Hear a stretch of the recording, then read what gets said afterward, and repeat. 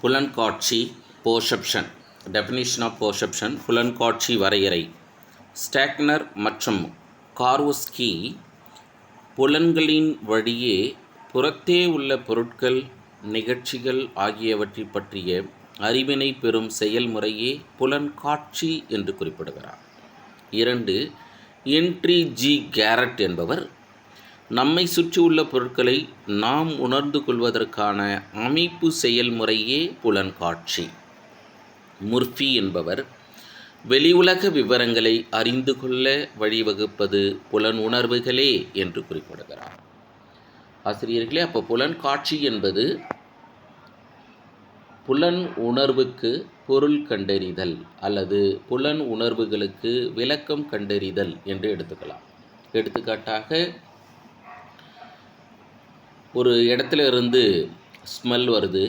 அந்த ஸ்மெல் பண்ணிவிட்டு நம்ம இதனால தான் இந்த ஸ்மெல் வருது. எடுத்துக்காட்டாக ஸ்மெல் பண்ணது ஜாஸ்மினுடைய ஸ்மெல்லுன்னு எடுத்துக்கிட்டோம்னா, நமக்கு மல்லிகைப்பூ காமிக்கலை, ஆனால் அந்த ஸ்மெல் மட்டும் உணர்றோம்.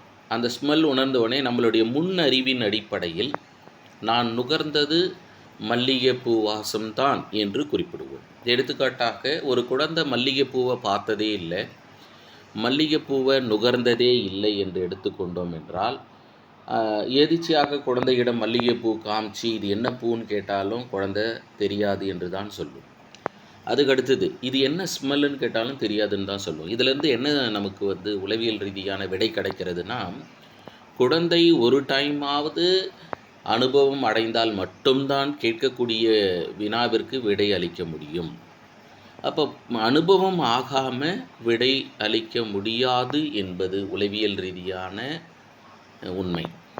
அதனால தான் குழந்தைய கேள்வி கேட்டு பதில் சொல்லனா அடிக்கக்கூடாது அப்படின்னு ஏன் நம்ம பள்ளி கல்வித்துறையில் விதியாக உருவாக்கப்பட்டிருக்கு அப்படின்னா, குழந்தைக்கு தெரியலை, அதனால் சொல்லலை.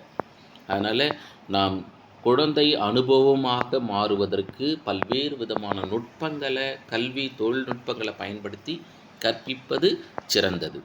அடுத்ததாக, புலன்காட்சி பற்றிய பண்புகளில் புலன்காட்சியானது தேர்ந்தெடுக்கப்பட்ட செயலாகும். நிறைய ஸ்மெல் இருக்கலாம், ஆனால் அதில் ஒரு குறிப்பிட்ட ஸ்மெல்லு, நிறைய விஷயத்தை பார்ப்போம், எல்லாமே நமக்கு நினைவுக்கு போகாது. நம்ம எதை பார்த்ததை தேர்ந்தெடுத்து நம்ம மூளைக்கு அனுப்புகிறோமோ அவற்றுக்குண்டான விளக்கம்தான் கிடைக்கும். 2. புலன்காட்சி ஒரு தொகுக்கப்பட்ட நடவடிக்கை. எடுத்துக்காட்டாக, முழுமை காட்சி விதி நம்ம பார்த்தோம்.